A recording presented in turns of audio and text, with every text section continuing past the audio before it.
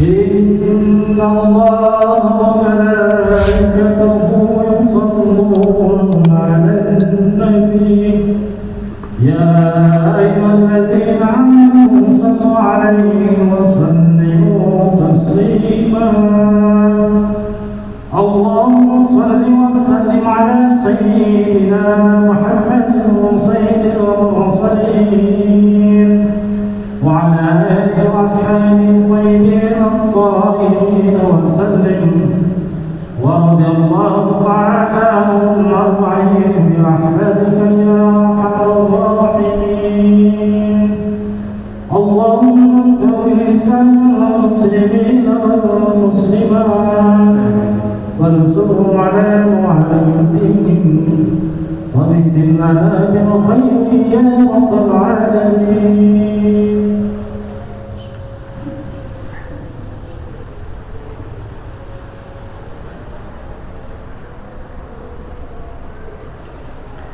Assalamualaikum warahmatullahi wabarakatuh.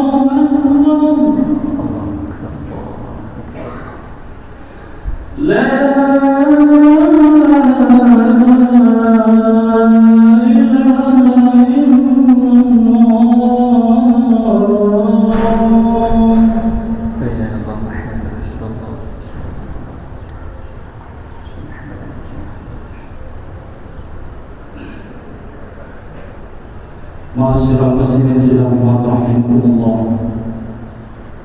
Diriwayatkan oleh Imam Bukhari dan Imam Muslim dalam kitab sahihnya, Rasulullah sallallahu alaihi wasallam bersabda bahwasanya hari Jumat itu adalah penghulu dari sekian hari dan hari raya bagi kaum muslimin. Dari ulama salaf yang sering mengatakan bahwa saya dua khutbah itu menempati 2 rakaat sholat.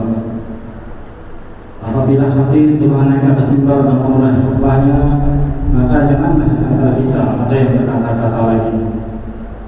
Seandainya kita berkata-kata kepada teman dengan perkataan diamkan, maka sia-sialah temannya. Rasulullah SAW beliau bersabda, tidak mendapat pahala dimakan. Oleh karena itu, dengan ramah perhatikanlah dan taatilah.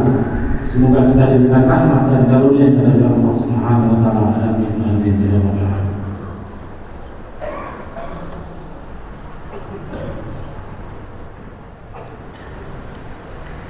الحمد لله الملك الديان والصلاة والسلام على محمد سيد ولد عدنان وعلى آله وصحبه وتابعيه على مر الزمان وأشهد أن لا إله إلا الله وحده لا شريك له المنزه عن الجسمية والجهة والزمان والمكان وأشهد أن محمدًا عبده ورسوله الذي كان خلقه القرآن أما بعد فيا عباد الرحمن أوصيكم ونفسي بتقوى الله المنان القائل في كتابه القرآن أعوذ بالله من الشيطان الرجيم وإذا سألك عبادي عني فإني قريب أجيب دعوة الداعي إذا دعان فليستجيبوا لي وليؤمنوا بي لعلهم يرشدون صدق الله العظيم وصدق رسوله النبي الكريم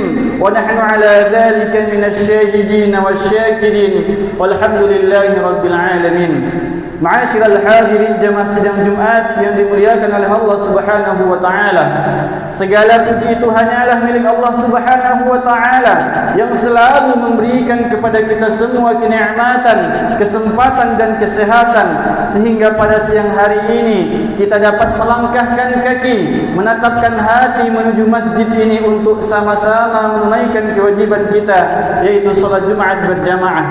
Salawat dan salam jangan sampai pernah lupa kita ucapkan kepada ruh junjungan alam, yaitu Nabi besar Muhammad sallallahu alaihi wasallam. Kata para ulama, suatu perkumpulan atau suatu majlis tanpa mengucapkan nama Nabi Muhammad, maka perkumpulan itu seperti anta najifah, seperti bau bangkai yang busuk. Maka oleh dari itu, supaya perkumpulan kita ini dicintai dan dirindukan oleh Nabi Muhammad sallallahu alaihi wasallam, maka sepantasnya lah di dalam hati kita mengucapkan lafaz Allahumma salli ala Sayyidina Muhammad wa ala ali Sayyidina Muhammad.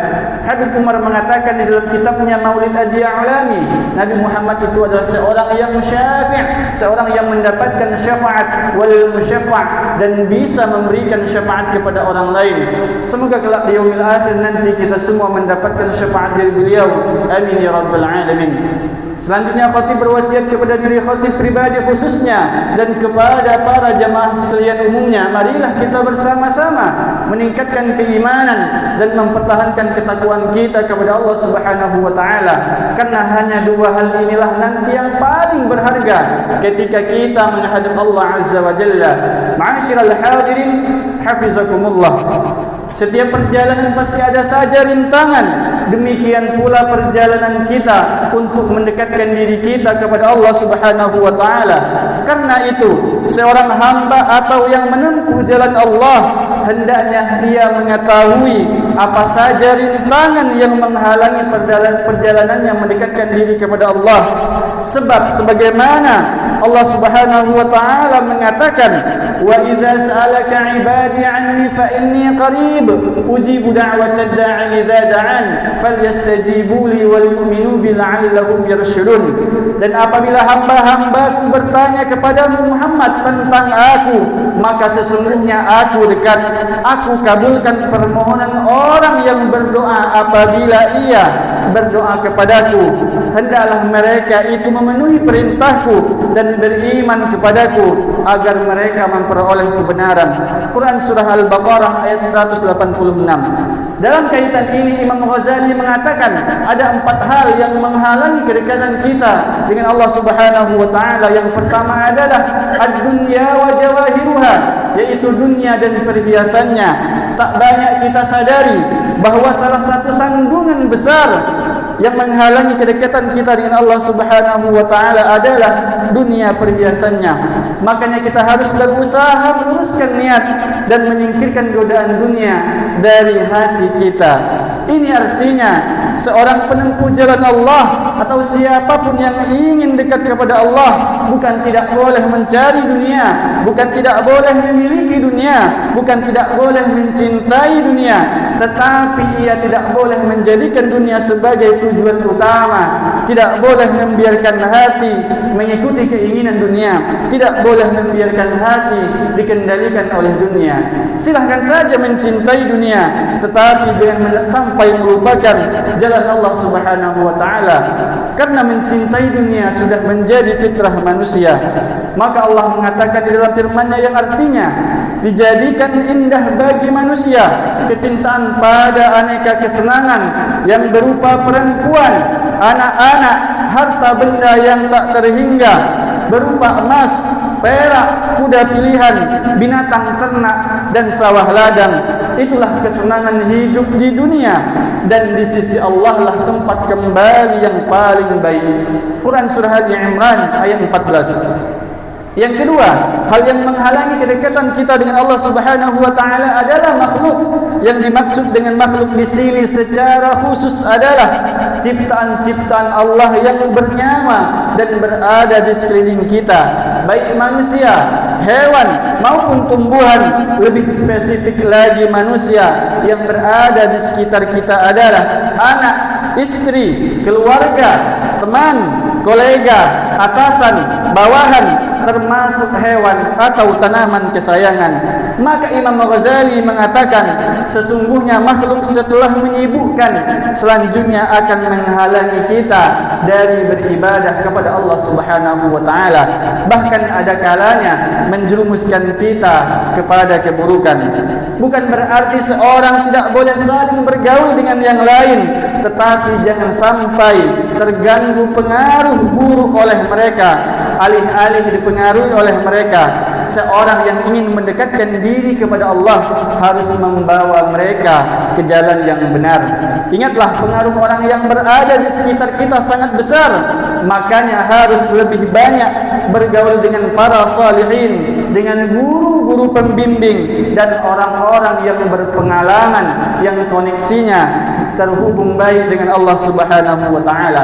Yang ketiga, penghalang kedekatan kita dengan Allah Subhanahu wa taala adalah syaitan. Selaku hamba yang ingin dekat dengan Allah, kita jangan sampai pernah memberi kesempatan kepada syaitan untuk menggoda. Kita harus tetap memusuhi syaitan. Pasalnya Allah telah mengatakan syaitan itu musuh yang nyata bagi manusia dan senantiasa menyesatkan. Walaupun tampak menuntun kita kepada kebaikan, tetapi akhirnya membawa kita kepada jalan keburukan. Dan Imam Ghazali mengatakan, syaitan itu santai sementara engkau sibuk. Syaitan itu melihatmu sedangkan engkau tidak melihatnya. Engkau melupakannya sedangkan syaitan tidak melupakanmu. Lagi pula syaitan itu memiliki banyak penolong untuk menggodamu. Ma'asyiral hadirin hafizakumullah. Dan yang terakhir adalah penghalang kedekatan kita dengan Allah Subhanahu wa taala adalah nafsu, terutama nafsu amarah yang selalu menyuruh kepada keburukan. Maka Allah telah mengatakan, innan nafsa la'ammaratun bis-su'. Sesungguhnya nafsu itu selalu menyuruh kepada keburukan, illa ma rahima rabbi, kecuali nafsu yang diberi rahmat oleh Allah Subhanahu wa taala. Maka Imam Ghazali mengatakan, mengapa nafsu merupakan rintangan yang paling sulit ditaklukkan? Karena musuh dan penjahat yang berada dalam diri sendiri. Bahayanya kadang tidak tampak karena berada dalam satu rumah. Semoga kita semua termasuk hamba yang dapat mengendalikan nafsu, selalu berhati-hati bergaul dengan makhluk, selamat dari godaan syaitan dan tak terpedaya dengan godaan dunia, supaya kita bisa benar-benar mendekatkan diri kita kepada Allah Subhanahu wa taala. Ma'asyiral hadirin hafizakumullah. Di akhir khutbah ini ada ungkapan dari orang soleh yang pernah berkata, kejarlah dunia pasti takkan dapat. Kalaupun dapat pasti takkan banyak. Kalaupun banyak pasti engkau tak akan puas. Kalaupun engkau puas pasti takkan lama. Tetapi jika engkau mengejar akhirat, sudah pasti dapat. Sudahlah dapat, sudah pasti banyak. Sudahlah banyak, sudah pasti engkau puas. Sudahlah engkau puas, pasti akan kekal abadi selama-lamanya. Barakallahu li wa lakum fil Qur'anil azim wa nafa'ani wa iyyakum bima fihi minal ayati wa dzikril hakim wa taqabbala minni wa minkum tilawatahu innahu huwas samiul alim. Aqulu qawli hadha wastaghfirullahal azim li wa lakum wa li sa'iril muslimin fastaghfiruhu min kulli dhanbin innahu huwal ghafurur rahim. اللهم صل على سيدنا محمد وعلى آل سيدنا محمد. اللهم صل على سيدنا محمد وعلى آل سيدنا محمد. الحمد لله وكفى والصلاة والسلام على الحبيب المصطفى وعلى آله وأصحابه أهل التقى والوفا. سبحانك لا علم لنا إلا ما علمتنا إنك أنت العليم الحكيم. أشهد أن لا إله إلا الله وحده لا شريك له وأشهد أن سيدنا ونبينا وحبيبنا وعظيمنا وقرة أعيننا ونور قلوبنا محمدا عبده ورسوله. اللهم فصل وسلم وبارك وكرم ومجد وعظم وتكرم وتحنن على سيدنا محمد وعلى آله وصحبه أجمعين. أما بعد فيا عباد الرحمن أوصيكم ونفسي بتقوى الله فقد فاز المتقون. اتقوا الله حق تقاته ولا تموتن إلا وأنتم مسلمون. فقال تعالى في القرآن الكريم أعوذ بالله من الشيطان الرجيم وإذا سألك عبادي عني فإني قريب أجيب دعوة الداعي إذا دعان فليستجيبوا لي وليؤمنوا بي لعلهم يرشدون. إن الله وملائكته يصلون على النبي يا أيها الذين آمنوا صلوا عليه وسلموا تسليما. اللهم اغفر للمسلمين والمسلمات والمؤمنين والمؤمنات الأحياء منهم والأموات إنك سميع قريب مجيب الدعوة يا قاضي الحاجات. اللهم ارزقنا توفيق الطاعة وبعد المعصية وصدق النية وعرفان الحرمة وأكرمنا بالهدى والاستقامة إنك على كل شيء قدير. ربنا هب لنا من أزواجنا وذرياتنا قرة أعين واجعلنا للمتقين إماما. ربنا آتنا في الدنيا حسنة وفي الآخرة حسنة وقنا عذاب النار. عباد الله إن الله يأمركم بالعدل والإحسان وإيتاء ذي القربى وينهى عن الفحشاء والمنكر والبغي يعظكم لعلكم تذكرون. فاذكروا الله العظيم يذكركم واسألوه من فضله يعطيكم ولذكر الله أكبر. أقم الصلاة.